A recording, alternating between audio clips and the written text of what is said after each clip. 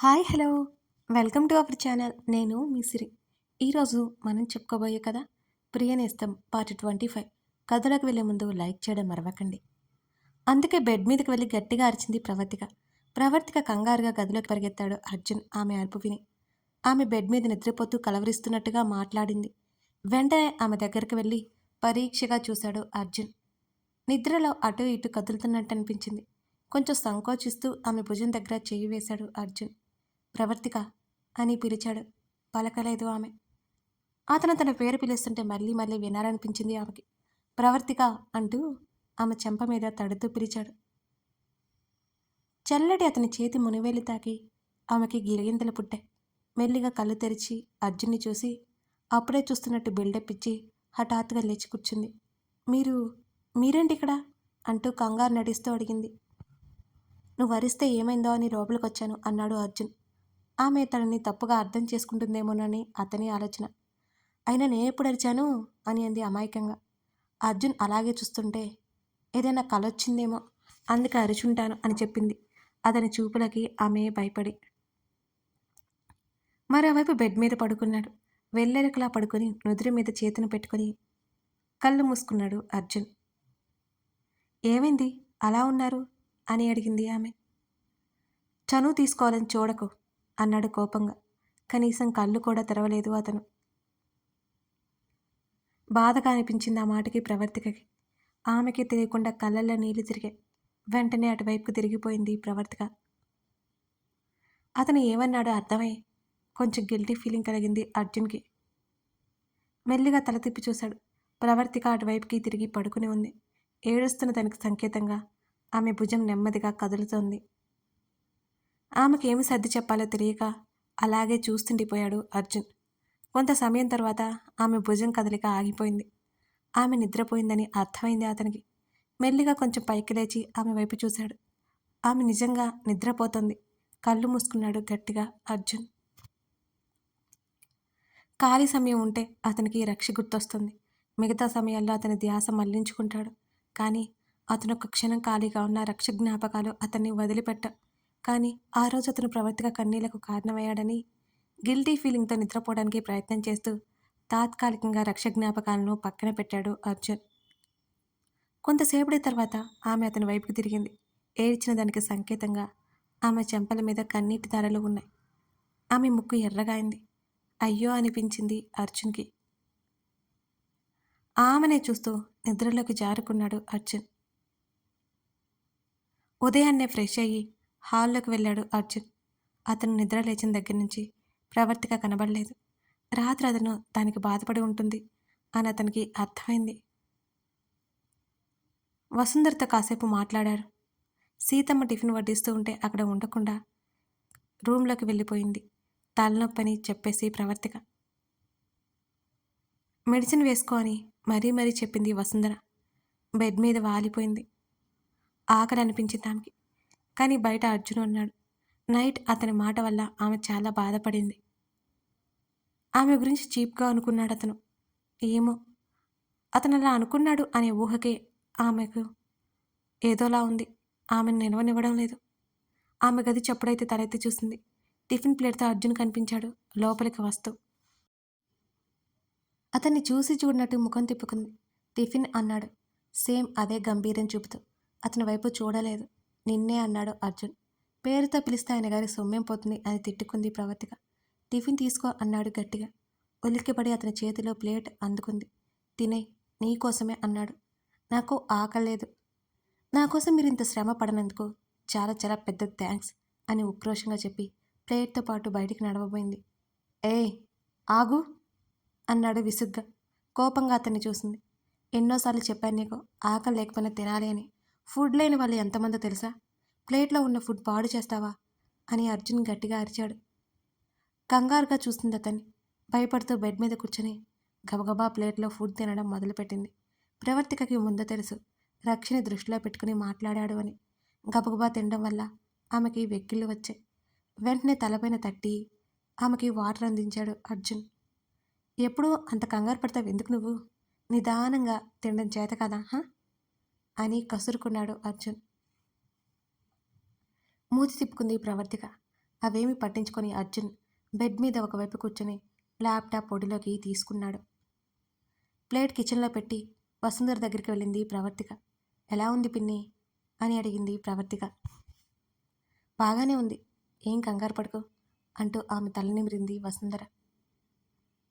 అచ్చం రక్షలాగా ఉంటావు తెలుసా, నీ మాటలు అమాయకత్వం అంతా రక్షలాగే ఉంటుంది అని చిరునవ్వుతో చెప్పింది వసుంధర. రక్ష గురించి మాట్లాడుతుంటే ఎక్కడ వసుంధర ప్యానిక్ అయిపోతుందేమోనని ప్రవర్తిక కంగారు పడిపోయింది.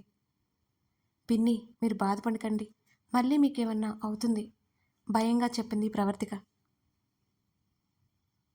బాగానే ఉన్నాను తల్లి, ఇబ్బంది ఏం లేదు అంది వసుంధర. నేను ఒకటి అడుగుతాను, నిజం చెప్తారా అని మళ్ళీ అడిగింది వసుంధర. ఏంటి అన్నట్టుగా చూసింది ప్రవర్తిక. అర్జున్ నీతో బాగానే ఉంటున్నాడా? ఎందుకో మీరిద్దరూ సవ్యంగా లేరనిపిస్తుంది. నా అనుమానం అబద్ధమే కదా అని అడిగింది వసుంధర.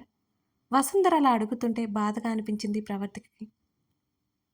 అదేం లేదు పిన్ని, అయినా బయటకు అలాగే కనిపిస్తారు, లోపల మాత్రం చాలా ప్రేమ చూపిస్తారు, ఎంత బాధ్యత ఉంది ఆయనకి అని నవ్వింది ప్రవర్తిక. అది విరక్తితో కూడిన నవ్వని ఆమెకు మాత్రమే తెలుసు, వసుంధరకి తెలియదు కదా. అలా అయితే నాకు ఇంకే దిగులు లేదురా, నువ్వు అర్జున్ సంతోషంగా ఉంటే చాలు, మాకంటూ ఉంది అర్జున్ ఒక్కడే. ఏమైనా కోపాన్న మనసులో పెట్టుకోకు, వాడి మనస్సు బంగారం, పైకి గంభీరంగా ఉంటాడు కానీ నా అనుకుంటే ఎప్పటికీ వదిలిపెట్టడు, ప్రాణం ఇచ్చేస్తాడు అని చెప్పింది వసుంధర. వసుంధర చెప్పేది మౌనంగా వింటోంది ప్రవర్తిక. అక్కడితో ఆ టాపిక్ వదిలేసి వసుంధరకి టాబ్లెట్ ఇచ్చింది ప్రవర్తిక. తర్వాత గదిలోకి వచ్చింది. అర్జున్ ల్యాప్టాప్లో సీరియస్గా తలదూర్చి ఏదో చేస్తున్నాడు. ల్యాప్టాప్లో ఫోటోలు మూవీస్ చూడటం తప్ప తనకి ఏమీ తెలియదు. అంతగా ఏం చేస్తారేమో అని నిట్టూర్చింది ప్రవర్తిక. ఏవండి చిన్నగా పిలిచింది. బెడ్కి మరో చివరన కూర్చుంది. ఏంటన్నట్టు ఆమె వైపు చూశాడు. నన్ను కొంచెం బయటకు తీసుకువెళ్తారా అని అడిగింది ప్రవర్తిక. ఎందుకు అన్నట్టు అలాగే చూశాడు అర్జున్. నాకు కావాల్సినవి కొన్ని తీసుకోవాలి. తీసుకువెళ్తారా బ్రతిమాలుతున్నట్టుగా అడిగింది ప్రవర్తిక. ఆమె ముఖం వైపు 2 క్షణాలు చూసి అలాగే అన్నాడు అర్జున్. సాయంత్రం వెళ్దామా అని అడిగింది సంతోషంగా. అని చెప్పాడు. ముఖంలో ఏమాత్రం ప్రశాంతత లేని అతన్ని చూస్తూ కొంచెం కూడా నవ్వడం రాదా ఈ మనిషికి అని మనసులో అనుకుంది ప్రవర్తిక. తన్ని అలాగే చూస్తున్నా ఆమెను చూసి మళ్ళీ ఏంటి, ఎందుకలా చూస్తున్నావు అన్నాడు విసుగ్గా. వెంటనే ముఖం తిప్పేసుకుని ఆ గదిలో నుంచి బయటకు పరిగెత్తింది ప్రవర్తిక. అర్జున్ పెదవులు సాకే. వెంటనే సర్దుకుని ముఖాన్ని సీరియస్గా ల్యాప్టాప్లోకి దూర్చేశాడు. సాయంత్రం షాపింగ్కి వెళ్ళడానికి రెడీ అయింది ప్రవర్తిక. ప్రణయ్ నుండి ఫోన్ వచ్చింది అర్జున్కి. ప్రవర్తిక దగ్గర ఫోన్ కూడా లేదు. చెప్పరా అన్నాడు అర్జున్. ఎవరో అనుకుని అద్దంలో చూసి బొట్టు పెట్టుకుంటుంది ఆమె. ఏం చేస్తున్నావు బావా అని అడిగాడు ప్రణయ్. గాడిదలు కాస్తున్నా, నువ్వు కూడా కాస్తావా అని అర్జున్ అడిగాడు. అర్జున్ మాటలకి నవ్వు ఆపుకోవడం ప్రవర్తిక వల్ల కాదు. తెలియకుండానే గట్టిగా నవ్వింది. తన చెల్లి నవ్వును గుర్తుపట్టి నవ్వాడు ప్రణయ్. వెంటనే అర్జున్తో రేయ్ ప్రవి పక్కనే ఉందా అని అడిగాడు సంతోషంగా. లేదు అని బదులిచ్చాడు అర్జున్. నవ్వినట్టు వినిపించిందే నాకు అని అన్నాడు ప్రణయ్. కాస్త దూరంలో ఉంది అన్నాడు అర్జున్ ఆమె వైపు చూస్తూ. తల పట్టుకున్నాడు ప్రణయ్. డ్రెస్సింగ్ టేబుల్ మిర్రర్లో నుంచి అర్జున్ చూసింది ప్రవర్తిక. నీకే ఫోన్ అన్నాడు ఆ చూపుకి జత కలుపుతూ. వెంటనే తేరుకుని అతని వైపు తిరిగి మెల్లిగా అతని దగ్గరికి వచ్చి అతని ఫోను చేతిలోకి తీసుకుంది. అన్నయ్య ఎలా ఉన్నావు సంతోషంగా అడిగింది. బాగున్నానురా, నువ్వు బాగున్నావా అని ప్రణయ్ అడుగుతుంటే పర్వాలేదండి బాల్కనీలోకి నడిచింది. ఇంకేంట్రా విశేషాలు అడగకూడదనుకుంటూనే అడిగాడు ప్రణయ్. గమ్యం తెలియని ప్రయాణం నాది. చివరికి గమ్యం అనేది ఉంటుందో లేదో తెలియదు. ప్రయాణం మాత్రం చేస్తూనే ఉన్నాను. చూద్దాం తీరం చేరుతానో లేదో అని నిర్లిప్తంగా చెప్పింది ప్రవర్తిక. చెల్లెలి మాటలకి ఇంకేం చెప్పలేకపోయాడు ప్రణయ్. షాపింగ్కి వెళ్తున్నానన్నయ్య, తర్వాత మాట్లాడతాను అని చెప్పింది టాపిక్ డైవర్ట్ చేస్తూ. మీ ఆయన వస్తాను అన్నాడా అని ప్రణయ్ నవ్వుతూ అడిగాడు. ఎవరి కోసం వస్తారు, రాక తప్పుతుందా అని అంది ఆమె. ఓహో! అదా సంగతి. డ్రామాటిక్‌గా అన్నాడు ప్రణయ్. ఆ! ఉంటానన్నయ్య. తర్వాత కాల్ చేస్తాను అని నవ్వుతూ చెప్పి పెట్టేసింది. సరేరా జాగ్రత్త అని కాల్ కట్ చేశాడు ప్రణయ్ కూడా. అర్జున్ దగ్గరికి వెళ్ళి ఫోన్ తిరిగిచ్చింది. ఆమె వైపు ఒకసారి చూసి వెళ్దామా అని అడిగాడు. ఒక్క నిమిషం అంటూ డ్రెస్సింగ్ టేబుల్ దగ్గరికి పరిగెత్తింది. కుంకుమ చేతిలోకి తీసుకుని పాపిట్లో పెట్టుకుంది. ఆ విషయాన్ని గమనించి వెంటనే ముఖం తిప్పుకున్నాడు అర్జున్. అక్కడ ఇంకొక క్షణం కూడా ఉండకుండా బయటికి నడిచాడు. కాసేపు తర్వాత ప్రవర్తిక వచ్చి వసుంధరతో విషయం చెప్పి సీతమ్మకి మరీ మరీ చెప్పింది వసుంధరతోనే ఉండాలని. అలాగే అని సీతమ్మ అంది. వాళ్ళిద్దరూ నవ్వుతూ చూశారు. లిఫ్ట్ దగ్గరికి నడిచాడు ఇద్దరు. లిఫ్ట్లో చేరారు. పక్కన మరో అమ్మాయి, ఇద్దరు అబ్బాయిలున్నారు. వాళ్ళిద్దరూ ఆమెను గమనించారు. పాపం ఏమీ తెలియని ప్రవర్తిక దిక్కులు చూస్తూ ఉంది. వాళ్ళ దగ్గరగా జరుగుతూ ప్రవర్తిక దగ్గరికి రావడం అర్జున్ గమనించాడు. వెంటనే ఆమె చేతిని పట్టుకొని తన వైపుకు లాక్కున్నాడు.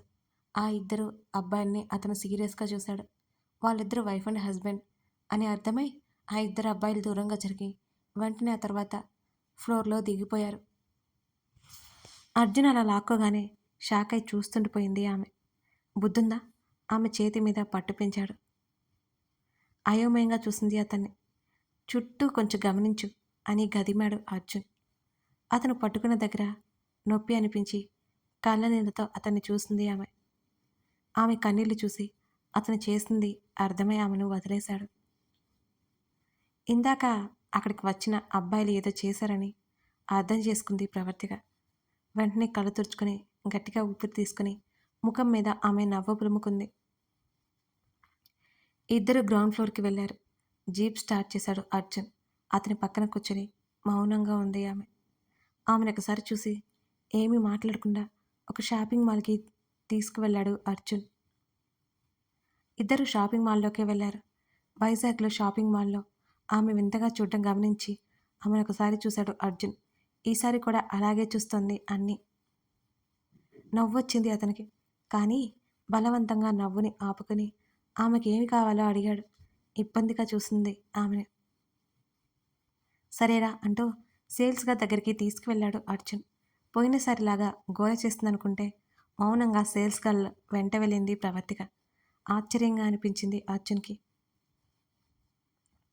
దూరంగా సెలెక్ట్ చేసుకుంటున్న ఆమెనే చూస్తూ అక్కడే కుర్చీలో కూర్చున్నాడు అర్జున్. సరిగ్గా గంట తర్వాత ఆమె అతని దగ్గరికి వచ్చింది. ఆ గంట పాటు ఎంత విసుగ్గా ఉన్నాడో అతనికే తెలుసు. అయిపోయిందా అన్నాడు చిరాగ్గా ముఖం పెట్టి. ఆ, నేను బిల్లు కట్టేసి వస్తాను అని చెప్పింది. ఆమెను సీరియస్గా చూశాడు. మీరు బయట వెయిట్ చేయండి, నేను బిల్లు కట్టి వస్తాను అని మరోసారి చెప్పింది. బలవంతంగా అణుచుకున్నాడు కోపాన్ని. నాకన్నీ తెలుసండి, అక్కడ బిల్ కట్టడం కూడా నేను నేర్చుకున్నాను. మీరేం భయపడకండి, నేను వచ్చేస్తాను అని చెప్పింది అమాయకంగా ముఖం పెట్టి. నోరు మూసుకొనిరా అన్నాడు అర్జున్ విసుగ్గా. కథ కొనసాగుతుంది. ప్రవర్తిక ప్రవర్తనలో ఇంత మార్పేంటో మరి. ప్రణయ్తో ఆమె మాట్లాడిన మాటల వెనుక అర్థం ఏమై ఉంటుంది? ప్రవర్తిక అర్జున్ మధ్య ప్రేమ ప్రయాణం ఎప్పుడు మొదలవబోతుంది? మీకు ఏం అర్థమైందో కామెంట్లో చెప్పడం మర్చిపోకండి. ఈ కథ మీకు నచ్చిందని అనుకుంటున్నాను. చాలా చాలా బాగుంటుందండి. ముందుకు వెళ్ళే కొద్దీ నేను చెప్పకపోయిన ఈ పాటికి మీకు బోల్డ్ అని హింట్స్ వచ్చేసాయి అనుకుంటున్నాను. లైక్ చేసి కామెంట్ చేయడం మర్చిపోకండి. Thank you for watching this video.